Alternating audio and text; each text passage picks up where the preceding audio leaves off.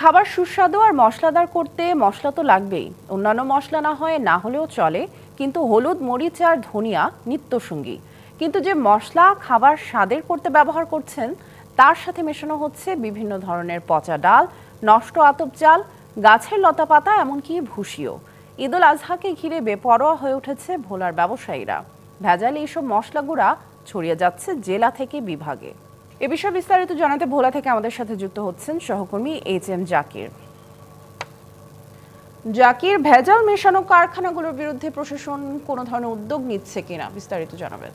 হ্যাঁ সামিয়া, আমি জেলা প্রশাসক আজাদ জাহান, তার সাথেও কিন্তু আমরা কথা বলেছি। এমনকি আমরা যখন এই রিপোর্টটি করতে সরজমিনে যাই, সেই বিষয় নিয়েও কিন্তু আমরা জেলা প্রশাসকের সঙ্গে কথা বলেছি। তারা যেমনটি আশ্বাস দিয়েছিল যে এই সকল যে ভেজাল হলুদ মরিচ মিল কারখানাগুলোর বিরুদ্ধে তারা বরাবর অভিযান অব্যাহত রেখেছে। কিন্তু এটি প্রশাসনের কথা হলে কিন্তু বাস্তবে আমরা একেবারে ভিন্ন চিত্র দেখেছি। আমরা বরাবরই দেখেছি ভোলার প্রতিটি হলুদ মরিচের মিল কারখানার মধ্যে কিন্তু সবসময় এই ধরনের ভেজাল হলুদ মরিচ, এমনকি ধনিয়া গুঁড়ার সঙ্গে বিভিন্ন রং, বিভিন্ন কেমিক্যাল মিক্স করে কিন্তু তারা এই সকল ভেজাল খাদ্যগুলো তৈরি করছে।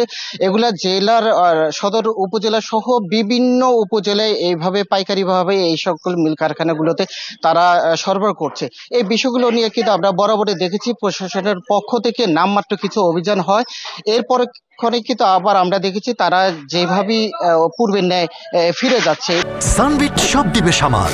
সানবিট ম্যাজিক প্রেস ডিশওয়াশিং এর মাথা ঘোরানো সলিউশন।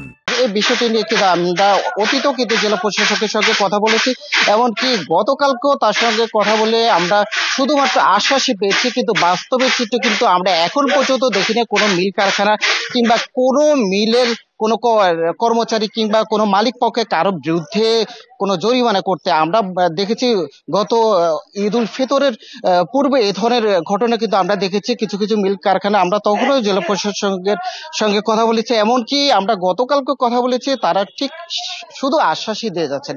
তাই আমরা তাদের কাছে আসলে আমরা চাচ্ছি যে সরজমিনে তারা অনুসন্ধানের প্রতিবেদন, এমনকি তারা এগুলোর যে সকল কর্মকাণ্ড করছে যারা, তাদের বিরুদ্ধে তারা যথাযথ ব্যবস্থা নেবেন, এটি কিন্তু ভোলাবাসী বলছে। কিন্তু আমরা বাস্তবে কিন্তু জেলা প্রশাসন কিংবা প্রশাসনিক পুলিশ প্রশাসন কারো পক্ষ থেকে আমরা আদৌ পর্যন্ত এই ধরনের কোনো কর্মকাণ্ড দেখছি না।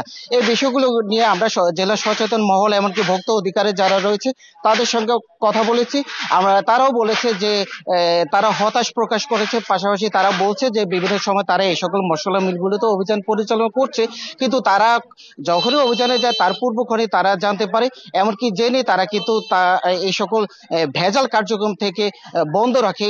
সঙ্গত কারণে কিন্তু তারা সরজমিনে না পাওয়াতে তাদের অভিযান ব্যাহত হয়, এমনটি কিন্তু জেলা প্রশাসনের পক্ষ থেকে বলছে। তারপর তাদের অভিযান অব্যাহত আছে এমনটি কিন্তু আমাদেরকে বলেছে, এমনকি আগামী দিনও তাদের অভিযান চলবে এমনটি কিন্তু আমাদেরকে জানিয়েছিল।